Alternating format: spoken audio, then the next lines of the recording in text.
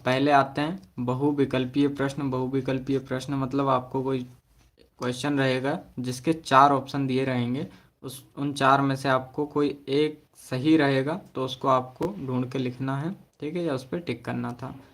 तो शुरू करते हैं आज की क्लास। देखिए, और इस पे आपको क्वेश्चन नंबर 1 से लेकर 5 तक जो है एक एक नंबर मिलेगा हर क्वेश्चन पे। पहला क्वेश्चन है आपका, हेलन केलर कौन थी? पहला प्रश्न क्या था आपका, हेलन केलर कौन थी? पहला ऑप्शन था विचारक, दूसरा शक्तिशाली, तीसरा निराशावादी और चौथा खिलाड़ी। तो हेलन केलर थी एक विचारक, इसका राइट आंसर क्या होगा, विचारक। उसके बाद आता है आपका प्रश्न क्रमांक 2, ग्रह नक्षत्रों का प्रेक्षण करने वाला स्थान क्या कहलाता है? जहाँ ग्रह और नक्षत्रों का प्रेक्षण होता है वो स्थान क्या कहलाता है? पहला ऑप्शन था नृत्यशाला, दूसरा प्रयोगशाला, तीसरा वेधशाला और चौथा गौशाला। तो इसका राइट आंसर होगा वेधशाला, ठीक है। उसके बाद अगला प्रश्न था आपका प्रश्न क्रमांक 3, धन का स्वभाव कैसा होता है? तो धन का स्वभाव स्थिर होता है, चंचल होता है, या शांत होता है, या अविचल होता है? तो धन के स्वभाव चंचल होता है, ठीक है। उसके बाद प्रश्न क्रमांक 4, मोहन के सत्याग्रह में उसका साथ किसने दिया? माँ ने, दूसरा ऑप्शन पुलिस चाचा ने, तीसरा मित्रों ने और चौथा दूध वाले ने। तो उसका साथ दिया था उसके मित्रों ने, ठीक है। उसके बाद अगला प्रश्न है प्रश्न क्रमांक 5, बागीस शब्द का संधि विच्छेद क्या होगा?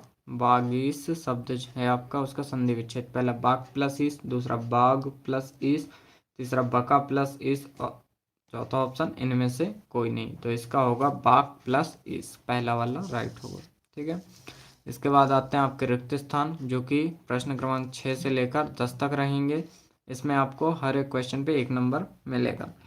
तो गुण के गाहक खालिस्तान नर, गुण के गाहक कौन से नर? सहस नर, ठीक है। इसका राइट आंसर क्या होगा, सहस, ठीक है। इसके बाद अगला प्रश्न है, वसीयत के बारे में जानकर खालिस्तान को आश्चर्य हुआ। किसको आश्चर्य हुआ था? पंचों को।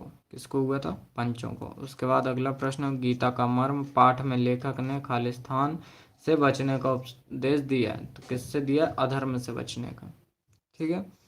उसके बाद परशुराम का जन्म खालिस्तान युग में हुआ था, तो त्रेता युग में हुआ था। उसके बाद आप व्यर्थ में कष्ट कर रहे हैं वाक्य में सर्वनाम है, तो इसमें क्या है? आप।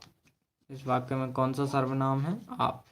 उसके बाद थे आपके प्रश्न क्रमांक 11 से 16 तक अति लघु उत्तरीय प्रश्न, जो कि आपके 2-2 नंबर के थे, ये आप देख लीजिएगा।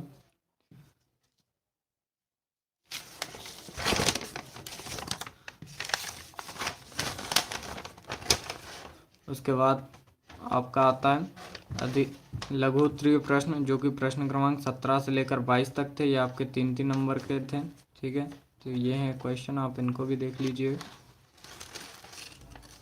उसके बाद थे आपके दीर्घ उत्तरीय प्रश्न, ये थे प्रश्न क्रमांक 23 से लेकर 26 तक। ये हर एक प्रश्न पेज पे आपको 5-5 नंबर मिलते, ठीक है। जिसमें 25वां प्रश्न था, उसमें आपको एक अपठित गद्यांश आया था, उसके 5 क्वेश्चन आपसे पूछे गए हैं, ठीक है। 4 ये हैं और एक यहाँ है।